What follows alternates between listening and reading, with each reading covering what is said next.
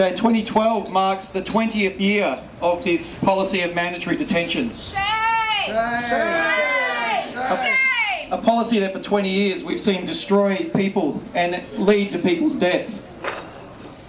For 20 years, various Australian governments have locked up thousands of innocent people for no other reason than to generate and manipulate racism in the community for their own political gain. Shame, Bowen, shame! Shame, Bowen, shame! And for 20 years, the Refugee Rights campaign has continually smashed every politically driven myth that has been generated. It is not illegal to seek asylum in Australia. It is under refugee and international law. You are allowed to turn up by boat without prior authorisation and seek asylum. They are genuine refugees. For the last 12 months, the acceptance rate of people who have come by boat seeking asylum sits at 90%. They are not queue jumpers because there is no queue to be jumping. You do not take a number and wait in line in the refugee situation. You just run until you find somewhere safe.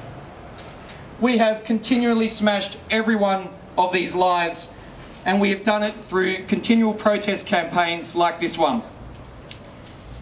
There is not much more really to say other than to just end mandatory detention at this point after 20 years. I, as an activist and as a practicing social worker, have had the unfortunate displeasure of being to all of the detention centres in Western Australia. And across the network you see the destruction and the despair that takes place. Whether you go visit at Curtin and you see the men shuffling around with their heads hung and their shoulders slumped, and they explain to you that they gather at the weeping tree where the men sit down and cry because they have become so overwhelmed by the hopelessness of their situation. And they're so overwhelmed at the times that they get onto the phones to their families hiding from danger in places like Pakistan or Sri Lanka, and they have to explain to their kids why it is they can't be there to protect them, and why it is that they can't just bring them to Australia to keep them safe. And it becomes too much for them, and they gather at a tree which they call the weeping tree and cry. Or if you go to Christmas Island Detention Centre, tucked away on the tip of a remote island, on the edge of the island beyond a forest, there sits a detention centre. And when you walk in there, you can see the manner in which this system kills people. When you stand at the doors of the visitor room, which has been transformed into a makeshift suicide watch room, because the actual suicide watch room is so crowded with too many people they can't fit them in there. And you stand at the suicide watch room where you just look at the countless rows of lifeless bodies lying on camper beds, because they were brought to a point in these detention centres where they believed that there was no future for them, where after surviving all that they had survived, it was in Australian detention centres that it became too much, and they thought the only escape from the pain was to take a razor to their wrists or to tie a noose out of a bedsheet.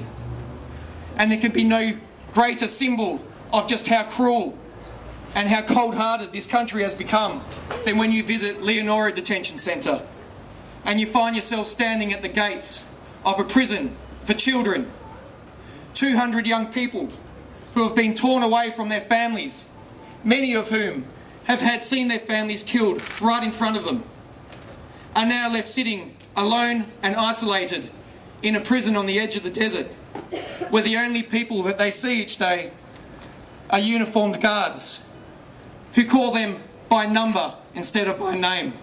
Shame! Shame! Shame!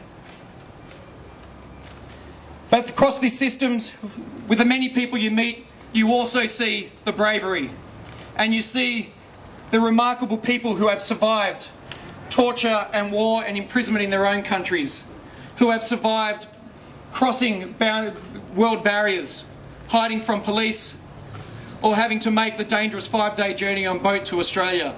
They are remarkable survivors, and it is for them that we come out and fight for, and it is for them whom we give a voice today.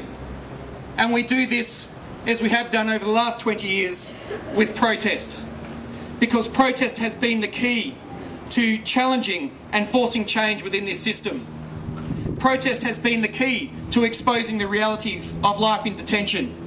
And protest is the key to giving hope to those who are locked away inside these detention centres.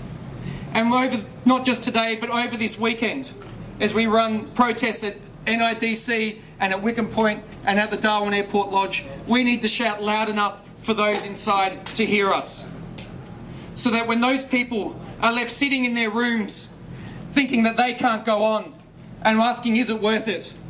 And they consider ending their lives and they ask themselves the question, who cares about my story? Who cares about my life? We can shout loudly from the other side of the fence, we do! Because we hear their calls and we hear their cries and we see through the locks and we see through their lies. And one day we will tear down these fences for good and we will lay the truth bare for all to see. But until then we'll keep on shouting, free the refugees! Free the refugees! Free the refugees! They need to hear us in Wickham Point, free the refugees! In the isolation cells in Christmas Island, let them hear you, free the refugees! Free the refugees! Thank you, free the refugees!